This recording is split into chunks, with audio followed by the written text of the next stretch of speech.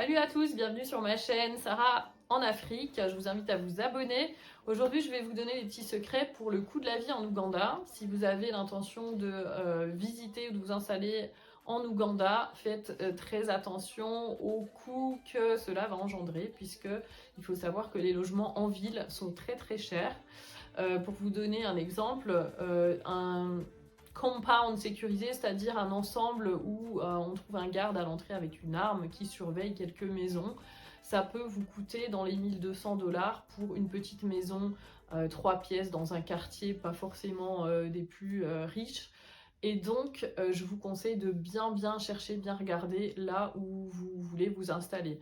Je vous conseillerais évidemment de prendre un endroit qui est sécurisé, puisque lorsque je vivais dans le quartier de Muyinga, qui se trouve à 15 minutes en voiture du centre-ville, il y a eu plusieurs fois des voleurs qui sont venus la nuit sur mon portail et qui voulaient rentrer chez moi.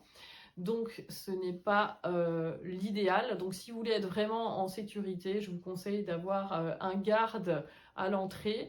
Mais parfois, il peut aussi y avoir des problèmes vu que les gardes eux-mêmes peuvent être de connivence avec des voleurs ou eux-mêmes être des voleurs. Donc l'idéal, c'est quand même de vivre dans un condominium, c'est-à-dire des appartements qui sont surveillés. Et ça, il faut garder en tête que vous allez payer sans doute plus de 1000 $ si vous voulez être à peu près bien installé par mois. Ensuite, pour ce qui est de la nourriture, si vous voulez vivre comme les Ougandais, achetez un gros sac de riz, un gros sac de pocho, c'est-à-dire la farine de maïs et des haricots rouges, et cuisiner comme ça. Alors là, vous pouvez bien vous en sortir. Si par contre vous comptez vivre à l'européenne, vous achetez du fromage, des baguettes fraîches, ce genre de produits là, ça va être assez compliqué puisque vous devrez vous rendre dans les supermarchés européens. Vous pouvez par exemple trouver Carrefour, mais avec des hausses de prix bien sûr par rapport aux produits que vous allez trouver en France. Un petit bout de fromage, ça va vous coûter 6 €, donc c'est pas le genre de produit qu'on va acheter forcément tous les jours quand on est sur place. Et ensuite, vous aurez des problèmes pour la logistique, puisque pour acheter votre pain, vos baguettes fraîches par exemple dans un restaurant belge, le Château par exemple, vous allez devoir aller dans un certain quartier, et puis pour aller à Carrefour ou un autre supermarché européen, vous devrez vous rendre dans un autre quartier beaucoup plus loin.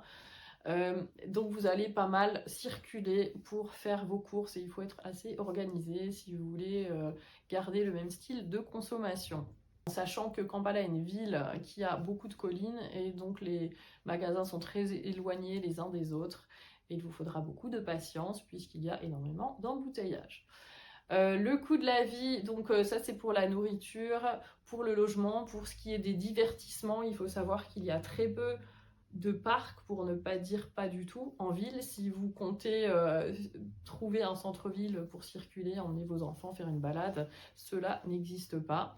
Donc si vous voulez sortir, ça va tout de suite être dans des hôtels où les boissons vont être un petit peu chères, enfin chères entre guillemets, ça va vous coûter comme en France peut-être 5 € le cappuccino, quelque chose comme ça. Vous aurez accès à la piscine si vous payez en plus dans les 10 € ou plus en fonction de l'hôtel. Pour les divertissements, si vous voulez aller à Entebbe, faire par exemple du jet ski ou du bateau, ça va vous coûter aussi beaucoup plus cher puisque Entebbe se trouve à 1 heure à peu près en voiture, sans embouteillage, de Kampala. Donc là encore, il vous faudra sans doute une journée entière pour pouvoir aller à la plage, où vous ne pourrez pas forcément nager, puisque dans le lac Victoria, vous trouverez des petites bêtes qui peuvent donner des maladies. Donc il est quand même déconseillé de se baigner à Entebbe, à moins de prendre un bateau pour se rendre sur une île. Je parlerai dans une autre vidéo.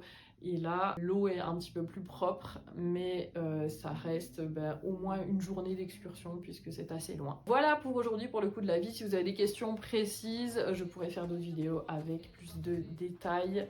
Je vous dis à bientôt.